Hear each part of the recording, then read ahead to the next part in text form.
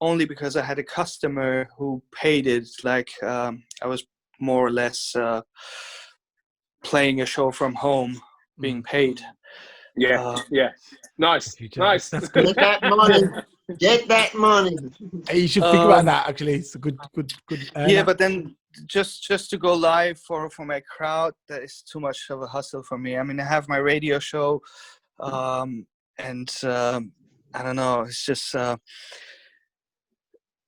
have friends, I have artists that I produce who do go live on Twitch and different platforms, and they make probably good money with it. But for me, it's just not.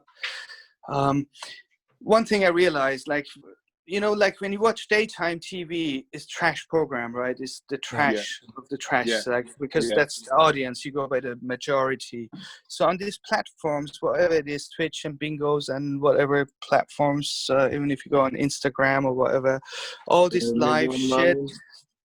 Bear in mind, the majority of the people is still trash out there, right? So the music I'm playing wouldn't speak to many of the people out there. So if I was gonna play some really shit Mallorca hits or some, you know, like cheesy whatever stuff on Bigo or on Twitch, it would probably be working better. But for my stuff I'm doing, I need my crowd, and I'm living off the energy. Well, that's where the energy. That's what I was gonna say. That's the thing is. I mean, I do training. I do sales. But for me, it's about energy. People bring energy, and energy gives you the energy to give it back to them, and then they give it back to you, and you give it back to them, and then they give it back to you, and before you know it, you just like it's just this circle, man, and then you know, and you can't get that. You cannot get that over a camera. I mean, you can capture the essence of someone's, you know, person being, but that energy is difficult to kind of capture en masse.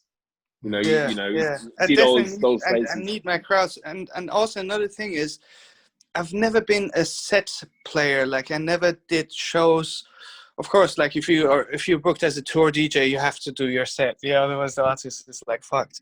But other than that, when I DJ in a club, I really like to keep it spontaneously. Like if I feel like playing whatever, then, you know, and that's really depending on the crowd and the energy I'm getting, and it's all about bringing up and down, right? So you don't want to like hype them to the whole night, so you want to bring them down so they can have some drinks and bring it back up again and work that crowd, work them. Right. So when I'm playing at home, I'm like, man, what am I doing? Where am I going? I can only go from like. That's what I noticed, the way you control the crowd with your music. It's like, yo, he's bringing it up. Then all of a sudden it's like a drop, a slow jam. And I'm like, now I'm gonna dance with my girl and that, and then you drop like a Dirty South style beat. Oh, back. I love that, man. And I actually learned that happens from you. And it was like, I didn't know that DJs did that sort of thing. But then I think I was speaking to you about it and someone else, and they were telling me, hey, do you notice the way he controls the crowd? I was like, actually, I never realized that, man. But yeah, I mean, it happens. Right. That's why there was a techno. I think it was Gabba techno, and literally it's the same beat at the same beats per minute all the way through. So there's no time for you to go through a drink because it's like and so like, but it's just literally like that. It's amazing to watch. Obviously, you do need some help staying awake and all that, but yeah. But it's big. I think that's kind of like you got to take, it's like speed. You know, you got to take these drugs to kind of survive. I don't know what times with drugs you're talking. I mean, I got about coffee or Red Bull. I don't know what you're talking about. No, I was thinking like, you know, Gabba style. You need like speed. It's like techno and trance. No, because there's certain type. The thing is, there's certain types of techno, and that's the thing you see. You know, you can, and that's the thing with music is that even though you might have a genre, there's also subgenres of a genre, and there's also in some cases subgenres of that genre. If you think of, for example, drum and bass, which then became jungle, which then became intelligent drum and bass, which then became liquid drum and bass. You know, all these initiations of one thing, and some of them have got the defining style. It's like I used to love LTJ Bookham. I would follow LTJ Bookham around the UK, man. And he was real down-tempo drum and bass, but because he had Conrad MCing over all of these things, it sounded dread. know what I mean? But then you had the opposite end of the scale, like Randall, Shy FX, Mickey Finn, who were like jump up, jump up, jump up, jump up. You know what I mean? So it's music's beautiful, man. Music is beautiful. I think anytime I'm feeling down, I just put on my tunes, and I think it's a soul thing, man. It touches your soul, doesn't it? Okay. Yeah, Definitely. Like Michael said, music has healing powers, and for me, it's definitely like one thing my wifey had to like really get along with was the music is my first love, right? Like number You have one to know, hit. man. She has to be told, man. Did you ever meet Michael Jackson? No, unfortunately, I never met Michael Jackson. Oh. I met his dodgy manager. He had this weird German dude. Yeah. But no, I never. I met Lataya Jackson. I met her. Okay.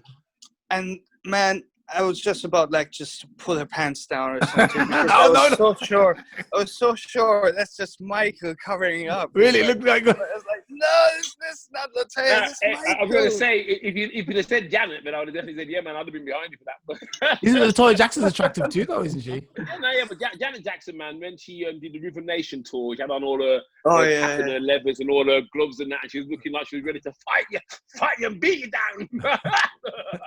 Yeah, man.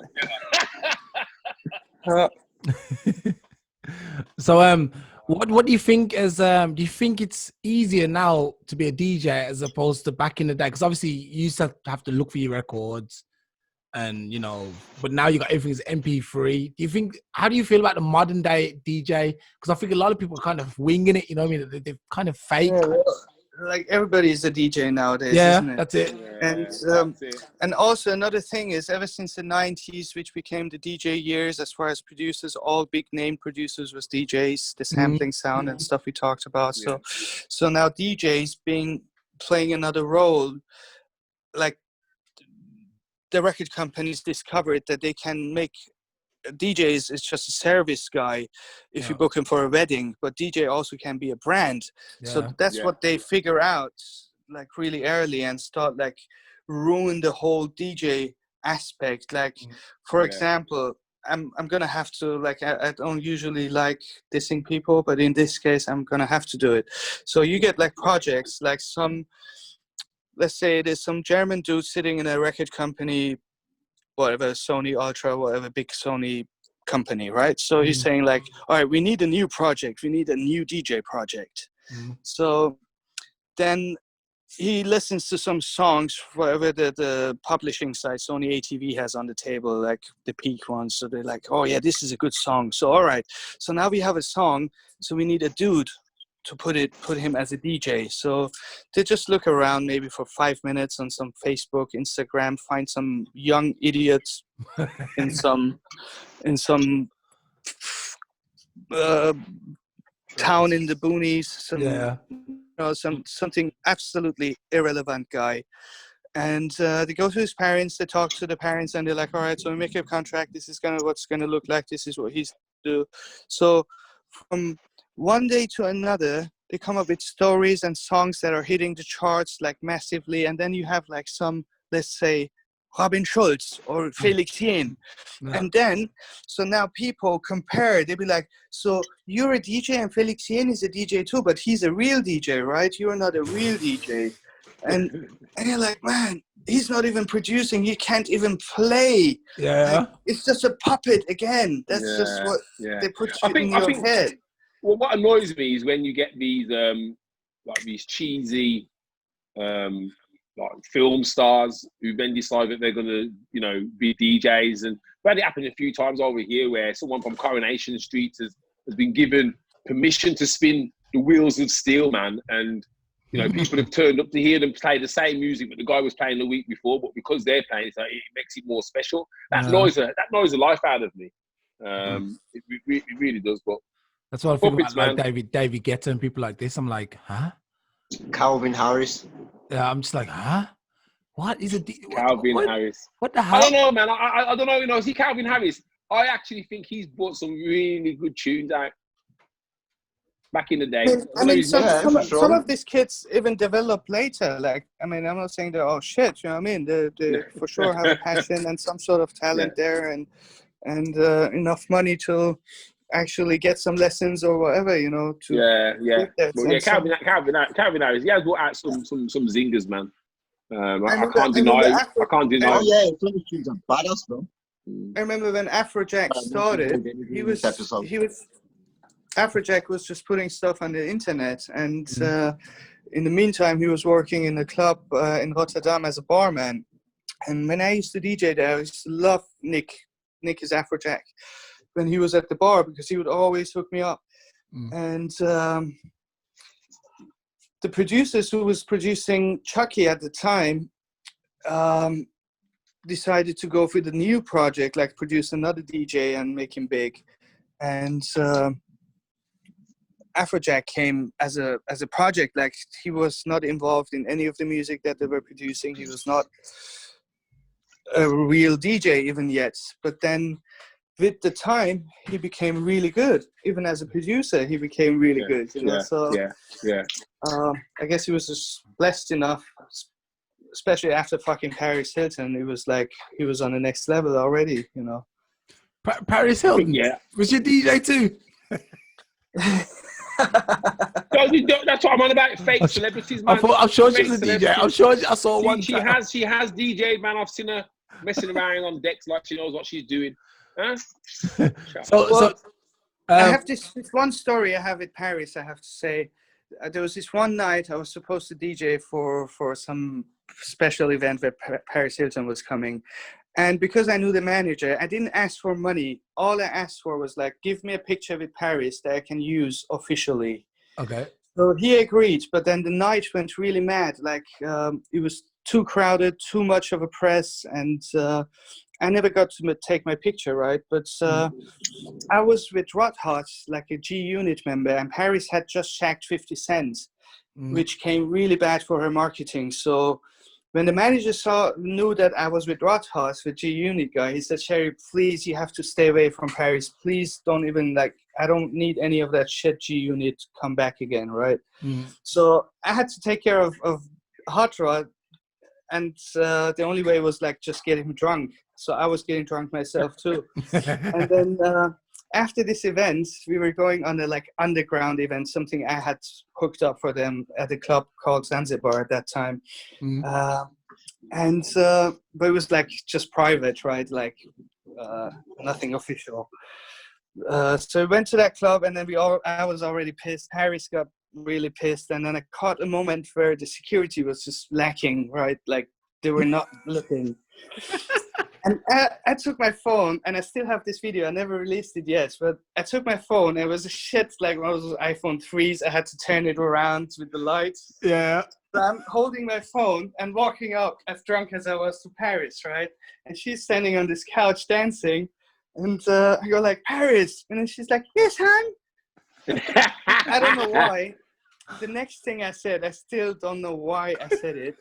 Because all I could see was her tits in my face, right? She was standing on this couch, right? So when she came down and said, yes, hon, I said, can I have a bite? And then she said, what? And then she pointed to her tits. I was like, can I have a bite? And she was like, okay. So she pulled it down, and I'm taping this with my thing. I'm going, blah, blah, blah, blah, kissing his nipples, right? Really? Oh my God. Yeah. And then it took that's worth some money, you know. It felt like 3 minutes, but it was probably 3 seconds. The security took my arm and like they took me away. And wow. Yeah. And then the manager came up to me and he was like, Sherry, since you didn't get your picture, I let you keep that fucking video, but don't ever release it. Like, no, release it. All right. Send it to me. I'll release it.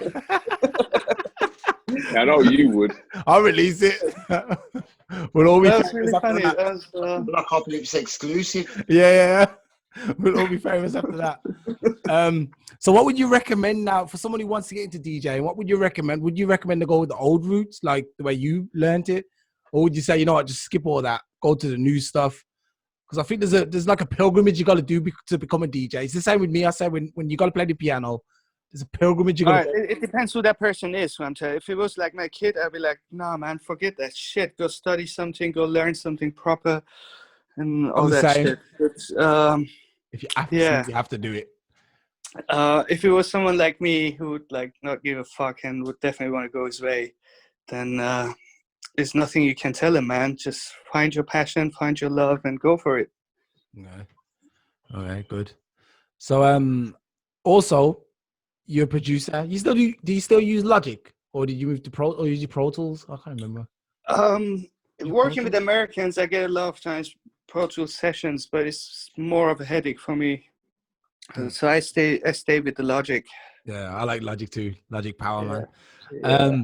So what would you recommend for somebody who's starting out as a producer? You know what? This is another thing I hate. I saw a guy the other day. He was like 17 and he got lucky, because that's what it is. You get lucky sometimes. You send the track out and everyone likes it for some reason. And you know, this guy did a video about, you know, I've been producing now for a year and I'm like the best thing, you know. And I'm like, dude, I've been producing for like over 20 years. Okay, I've never had a hit, but that's not because I'm crap. That's because I didn't get the right marketing. You got lucky, you know, and now you made it.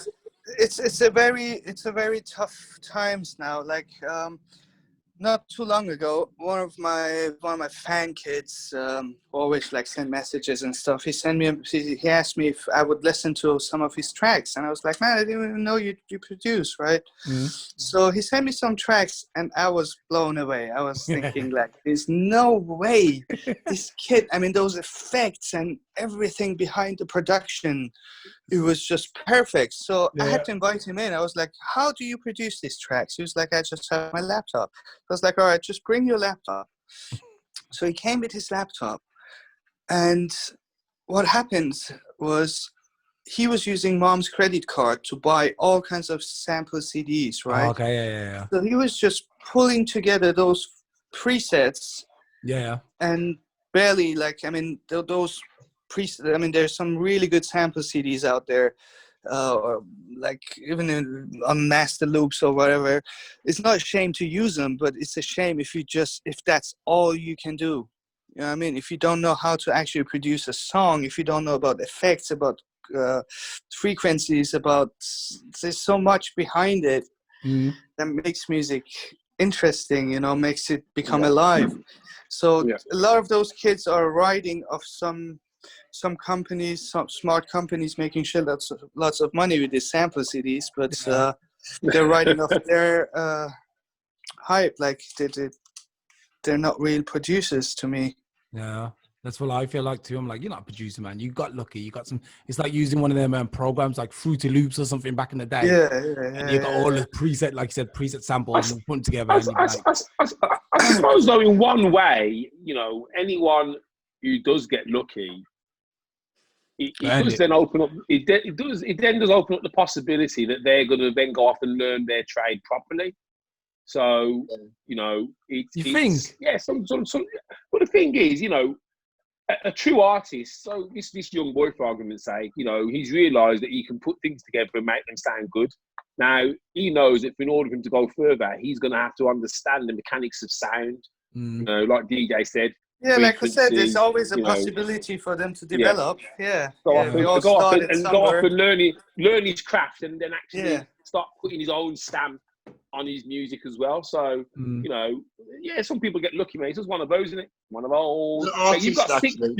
You've got 6,000 record songs on your hard drive, and you're moaning about not being found. How many of those 6,000 records are out there again? I'm doing a sample CD. I'm doing a sample CD. I can't hear you. I can't hear you. Yeah, man. Well, listen, I always think back to when I was driving vans to Scotland every day, and I love my job, man. And this one banger of a tune came out, and it was an instrumental, and it was by a young French producer who. He's so young that his tune wasn't even allowed to go into the clubs to hear his tune getting drops. And there's a guy called Madian. I don't know if you know him, DJ Sherry. And he did a song called Icarus. And this was such a big kind of dubstep kind of tune. It was just big, man. The breakdowns and the chopping of this song was something else, man. And it was just such a big tune that, you know, that guy displayed his talents. And there are some exceptional young people coming through in every part of music, including DJs. But like I say, you're getting a lot of people now who are just looking to use equipment and to do the work for them. and like I say, little cheats and that to get themselves to the end goal. And so it's a shame because it will work, but for others, they actually want to take the long path. They want to go through the painstaking thing of learning the craft and applying it. And I think that's the beautiful thing. That's when you find the beautiful music. Yep. Yeah. Exactly. I don't know. Like I said, I don't look out for that tune if you don't know it. Madion, Madeon, and the song's called Icarus. It's a badass tune, man. That tune is bad. All right, I'll check it out. Yeah. All right, guys. You know what? Let's cut this for today. But I hope we can get you on again, man. Sherry, what you say, man? Can you come on again? Yeah, man. Sherry, man. Listen, man. I've got to come to one of your clubs when you're playing. Yes. There, I'm gonna put on the most comfortable footwear I can find. I'm gonna dance, man. Actually, I'll tell you, I tried to get him for my wedding, man. He was like my first choice, but I couldn't get him that day, man. Yeah. Yes. Want to get married again? You're the Yes, the board, man. Yes, right, man. Thanks for having me there. Just hit me up. We stay in contact, yeah? Yeah, you got anything to promote? Your Instagram, what's your Instagram and everything? Your handles? Yeah, man. Just hit me up wherever. Instagram. DJ Sherry. DJ Sherry. Facebook, DJ Sherry Show. And Mixcloud, you can listen to my shows, yeah. Yeah, man. Awesome. Yes, man. Fans. Simon, you got anything to say? No, man, this tune, man. I just feel like it should get more of an airing, man. I feel like we should just get it up and rock it. I'll have the sample. I'll use it in my group. Volume today. I'm gonna send it to you. Now, do you got anything? DJ Sherry, man, it's honor to hear you, to hear your stories. I think there's so much. We've just scratched the surface, really. Yeah. So I think when lockdown's over, I'm gonna buy a bottle of Hague, and I'm gonna come over to Frankfurt. We're gonna go find a bar, sit outside, and we'll sit, and you can tell me the rest, man. Tell me everything else. Man. For sure. All right. I'm coming, man. I'm coming. I'm bringing the space cakes, man. Sack it. I'm just gonna hit you up with one of these. Wicked. All right, guys. guys. Thanks a lot, man. We'll see you next week, man. Week, guys. All right. Easy, Peace. See you later, man. See you later.